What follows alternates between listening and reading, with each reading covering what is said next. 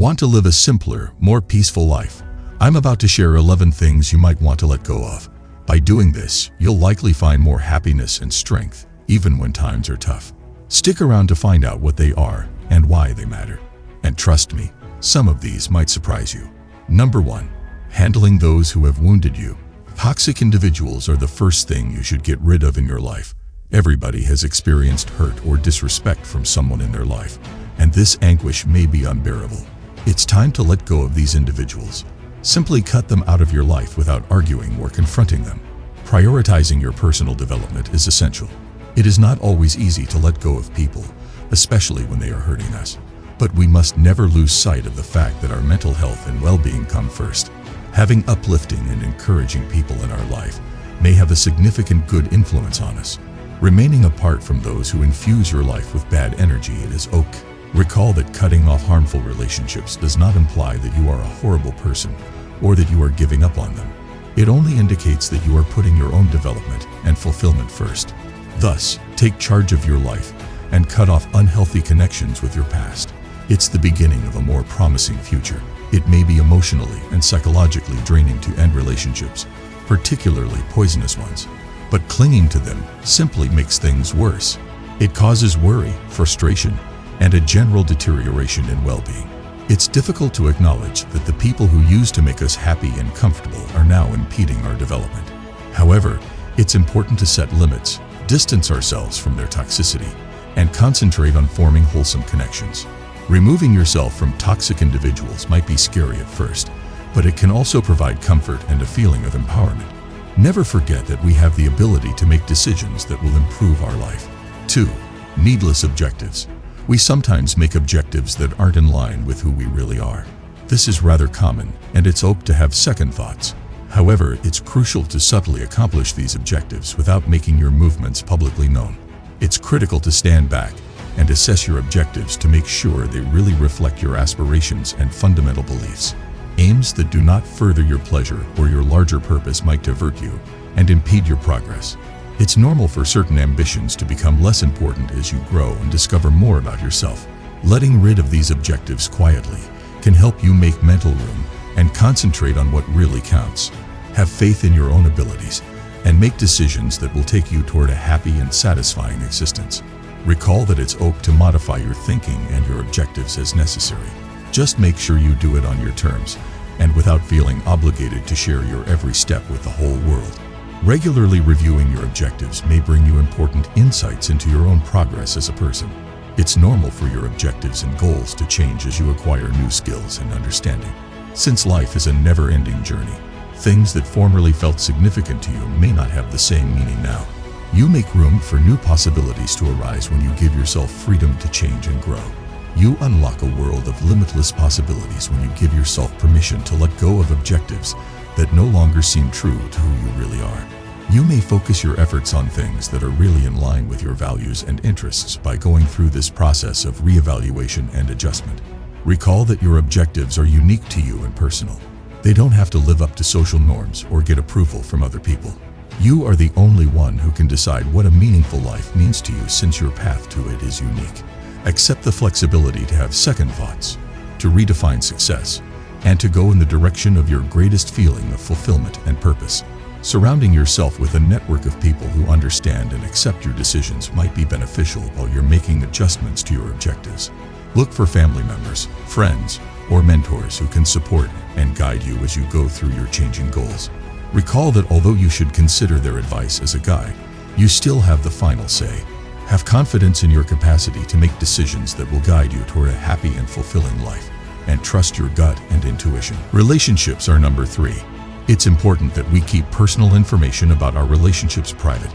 You and the other person engaged are the only ones who own the closeness you share. It's not necessary for others to know why a friendship or relationship ended. Nobody has a right to be aware of altercations or dangerous circumstances. Consider what transpired and have a discussion with yourself if you feel the need to vent. It seems sense that we would want to confide in our loved ones about the highs and lows of our individual relationships. On the other hand, sharing personal information about our relationships might lead to unneeded stress and conflict. It is crucial to keep in mind that the things that transpire in a relationship between two people should be kept private. It's not necessary for your family members or friends to know why a friendship or relationship ended. Even though they could love you, they have no business being aware of the arguments or awful circumstances that occurred. Instead, make an effort to focus on yourself and process your feelings in solitude. You may make sense of what occurred and figure out how to go ahead by having a talk with yourself. Recall that a relationship's contents are private and ought to stay that way. We preserve the dignity and privacy of all persons engaged in our interactions by not disclosing personal information about one another.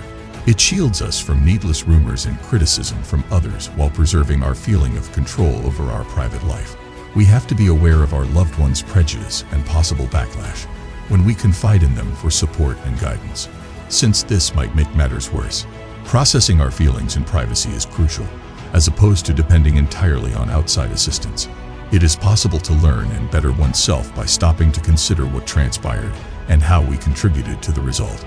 By having a dialogue with ourselves, we may better understand our own habits and make better decisions going forward. Furthermore, keeping our partnerships private helps protect the commitment and trust we have built with our partners. It strengthens our relationship and shows our dedication to protecting their private information. By honoring personal space, we foster a positive dynamic and foster an environment of open communication and trust in our partnership. Thus, keep in mind that what transpires in a relationship is personal and should stay that way the next time you're tempted to divulge personal information to others. Spend some time talking to yourself, processing your feelings in privacy, and getting assistance from reliable people who can provide you objective counsel. In addition to defending ourselves, we uphold the integrity and trust of our partnerships by keeping our connections private. 4. Adverse self-talk. Take out the self-talk that is bad in your life. Everybody has an inner voice that tells them they are not attractive, intelligent, or good enough. Now is the moment to tune out that voice and begin cultivating self-compassion. Recognizing and accepting that we all engage in negative self-talk is crucial. The voice inside of us that tells us we're not good enough all the time may be debilitating and overpowering. It's crucial to understand, however, that this negative self-talk is just a byproduct of our own uncertainties and fears and is not the whole reality.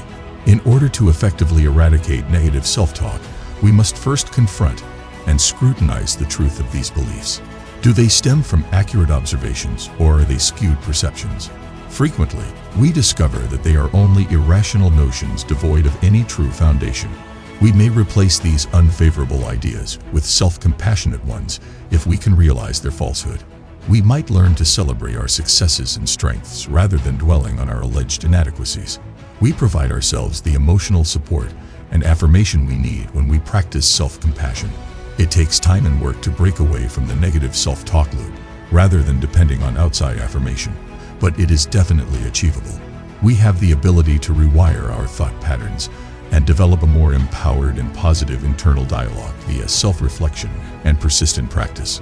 Never forget that you deserve compassion, acceptance, and love, both from other people and, most importantly, from yourself. 5. Equivalency. Stop evaluating yourself against other people. Everybody has a particular life path and journey, and it's important to acknowledge that each person's journey is distinct. Consider your own path and the things that bring you happiness, rather than always comparing yourself to others. Comparing just helps to add needless tension and discontent to your life. It is the thief of pleasure. Accept your abilities and qualities and work toward improving yourself. Recall that your level of fulfillment and contentment with your own achievements determines your level of success and happiness, not how you compare to others. Give up the need to compare and put your attention into fostering your own pleasure and personal development. While comparing oneself to others is a natural urge, it may easily turn into a bad habit. We might become preoccupied with what other people are doing and how they are doing it, rather than concentrating on our own development and accomplishments. In addition to being counterproductive, this kind of comparison may cause emotions of inadequacy and self-doubt. Every person's path is different. Therefore, we must acknowledge that what works for one person may not work for us. Through accepting our unique abilities and qualities, we may design a happy, meaningful life that is authentically ours. Recall that the only person you ought to evaluate yourself against is the version of yourself from yesterday. Instead of evaluating yourself against the accomplishments of others, set modest objectives and focus on realizing your own potential. You'll discover that by doing this, you're much happier and more satisfied with your own achievements. 6. Making grievances. It's time to stop whining about things in your life. Although complaining won't make a problem better, it will alter your perspective on it. Rather of whining, concentrate on resolving the issue. Take the initiative to solve the current issue rather than whining. Making complaints just serves to feed negativity and impedes the process of solving problems. By changing your perspective to one of problem solving, you give yourself the ability to transform your life and get over any challenges. When confronted with a difficult circumstance, practice thinking about potential solutions rather than focusing on the drawbacks. This mental adjustment not only makes it easier for you to solve problems, but it also makes you more adept at solving them and gives you a happier view on life.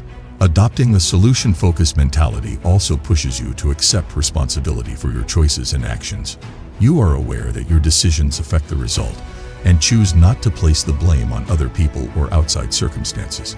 Future decision-making will be improved and personal development will be facilitated by this self-reflection and accountability. By getting rid of complaints, you make room in your life for appreciation and thankfulness. You develop the habit of recognizing what's right rather than dwelling on what's wrong. This change of viewpoint enables you to develop an attitude of thankfulness for all the positive aspects of your life, leading to a more fulfilled and happy living. So the next time you find yourself in a difficult circumstance, remember to stop whining and instead concentrate on coming up with a solution. Adopt a solution-focused perspective, own up to your mistakes, and practice appreciation. By doing this, you will improve your general well-being and personal development, in addition to altering your attitude toward the circumstance. 7. Bad news. There is no shortage of bad news in the world we live in these days. Constantly being exposed to news reports of tragedies, violence, and hopelessness may be debilitating. Even while it's important to keep up with current affairs, we also need to be aware of the damaging effects that unrelenting negativity may have on our mental health. Our general state of mind may be greatly improved by taking the required actions to remove bad news from our life. We may keep a more optimistic outlook on life and concentrate on the good things in the world by shielding ourselves from overexposure to negativity and sensationalism. Choosing carefully which sources to believe and follow might help us consume less bad news. Prioritizing reliable news sources with fair reporting is crucial. Sensationalist sites should be avoided. We may make sure that the information we get is trustworthy and less likely to be manipulated or exaggerated by selecting media sources that place a high value on neutrality and accuracy. Setting limitations on how much news we can consume is another useful attention-grabbing tactic. Overload and negative overload may be avoided by restricting the amount of time spent on news intake and setting specified hours.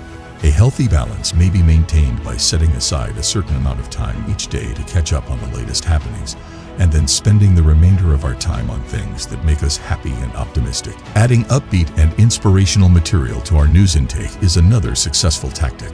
Seeking out positive narratives about perseverance, compassion, and advancement may balance out the negative and give us hope for the future.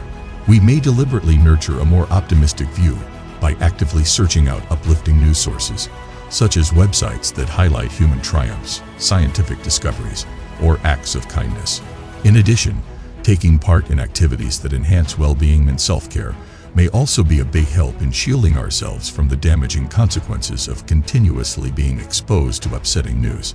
Engaging in things that offer us pleasure, such as hobbies and interests, physical exercise, spending time in nature, or mindfulness and meditation, may assist us in recharging and sustaining a positive outlook.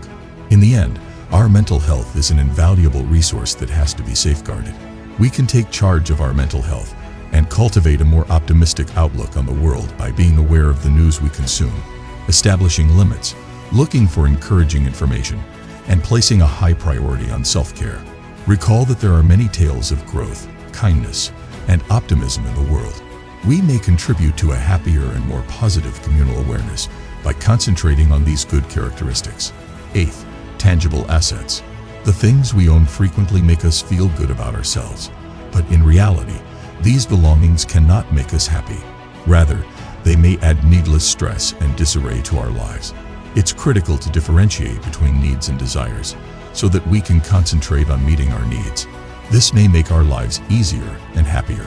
We may free up important time, energy, and resources to concentrate on what really matters: our relationships, experiences, and personal development, by letting go of our connection to material items.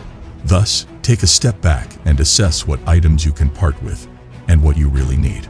Recall that genuine pleasure and happiness originate from inside, not from our possessions. Our ability to let go of material belongings will free up more room for the things that really count, which are our relationships, experiences, and personal development. A happier life may be possible as a result of this approach. Consider whether the items fulfill your requirements or cause you more stress while deciding which ones to retain. After determining what is really required, gratefully let go of the remainder to clear your mind of superfluous stuff. Recall that genuine contentment originates inside, and our belongings do not characterize us. We may concentrate on what really matters and discover delight in simplicity by getting rid of these distractions. Social media. Number 9. Although social media is an excellent tool for fostering relationships, it can also serve as a platform for comparison and hostility. It's usually preferable to stand back and concentrate on life in the here and now. There are several advantages to taking a vacation from social media for our mental health. Seeing the best parts of other people's life all the time might make one feel inadequate and compare oneself to others. It's important to keep in mind that social media often presents us with a well-chosen and edited picture of the actual world. We may concentrate on our own lives without the continual strain of comparison when we take a vacation. Furthermore, it has been shown that social media use raises anxiety and depressive symptoms. Our minds might get overloaded with information from the never-ending stream of scrolling, which can lead to stress. We offer ourselves an opportunity to unplug and rejuvenate when we take a break, and this may be beneficial for our mental health. It's crucial that we make the most of this vacation by doing things that make us happy and fulfilled. Removing oneself from social media lets us completely engage in the present, whether it's with friends and family, engaging in a pastime, or just having some peaceful time to ourselves. We may take in the wonders of nature, have deep discussions, or just take some time to think on ourselves. In the end, stepping away from social media does not indicate weakness or a lack of connection to the outside world. It's an act of self-preservation and self-care. It's about making the decision to conduct our life in accordance with our beliefs and goals, and giving our mental health first priority. Thus, let's use this chance to leave the virtual world behind, live in the now, and concentrate on the things that really count in life. 10. Apologies. Everybody has things they wish they could change, but living in the past will never make us happy. Rather, concentrate on the here and now as well as the future. While thinking back on our errors and wasted chances might help us learn and develop, continuously criticizing ourselves for what could have been will not help us go anywhere. It's important to keep in mind that errors are inevitable since we are all fallible human beings. We need to focus our energies on making constructive decisions rather than allowing ourselves to get mired in a loop of regret. We may create a future that fulfills our aspirations and provides us happiness by establishing new objectives, following our interests, and maximizing every day. Living in the now and looking ahead with enthusiasm and optimism will make your life happier and more meaningful. Thus, let go of the past, concentrate on the present, and go forward with assurance. We can, after all, design the course of our own lives. 11. Delaying things.